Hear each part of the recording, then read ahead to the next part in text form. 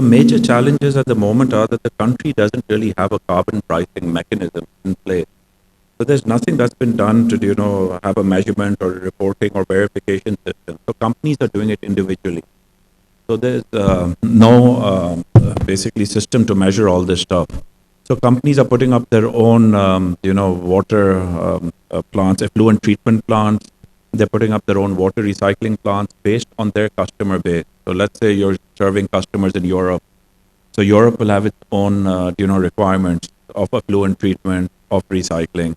And this changing year on year. And then there's the, CBAM, which is coming, the Carbon Border Adjustment Mechanism. Now, Pakistan doesn't have a way to measure this at the moment. So this means that there'll be a unilateral, charge placed on Pakistan by Europe at some point. They will do, their own calculation and they will figure it out for themselves and put it there across, the board until Pakistan has, the ability to measure this locally. So this is going to affect us all, very fast in the years to come. And I don't know if we're prepared for it. But then again, we should not also, try to go ahead of the curve. It's like, maybe decades ago when the labor laws were coming, other things were coming, Pakistan adopted them way faster than even most of the European countries adopted a lot of the things about triple overtime and other things, which we are stuck with at the moment. And, so we are actually at a disadvantage of manufacturing at the moment. So the same way with this environmental and carbon stuff, you should not jump the curve.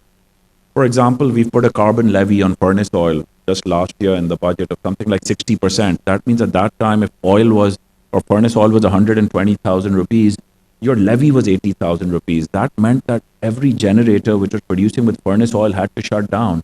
Why? Even America or European countries don't have such high carbon levies. Why are we imposing this on our manufacturers over here? So we have to think, that we have to maybe follow the leaders. We don't want to be the leader because you can make a lot of mistakes and those mistakes are extremely expensive if you're not careful. It's like when you're in a race, people talk about, if like you're not the best Formula One car, it's a Formula One race or a car race. You have to be behind the leader and you follow the leader around. You're not the one, we are not that developed as a country to be the leader. So these carbon things, we should leave it to Europe and to America at the moment to, lead the way. And then we should learn from them and then try to, not reinvent the wheel until we are at that level where we feel, okay, we have developed to that level to implement such systems and be at a playing level. But at the same time, Pakistan, there are 200 countries in the world. We are responsible for less than 1% of the global carbon footprint since they've started measuring emissions. But countries like the US are responsible for 25%, the EU for 22%. But at the end of the day, we are the top 10 most affected. So we're responsible for nothing, but we're in the top 10 most affected. I think the last number which they gave out was from the last flood, over $30 billion of damage or something like that. That's nearly 10% of our GDP.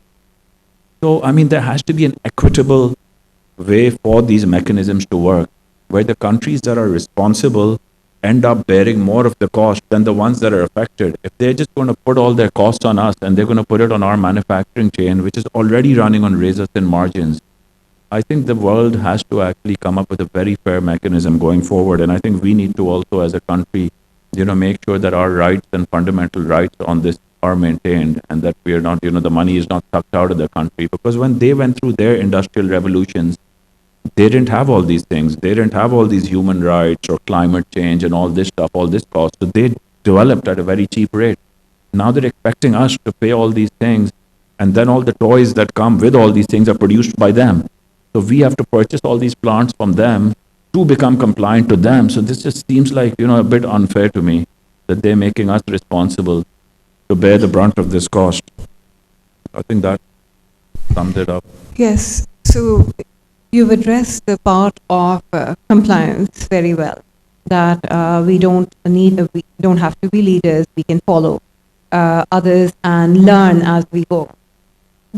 Now, with the prices falling and the kind of energy shocks that we are seeing in international supply chain, it's almost become a competitiveness imperative for us to insulate ourselves from fossil fuel or very energy inefficient, and we have to move towards more efficient production systems.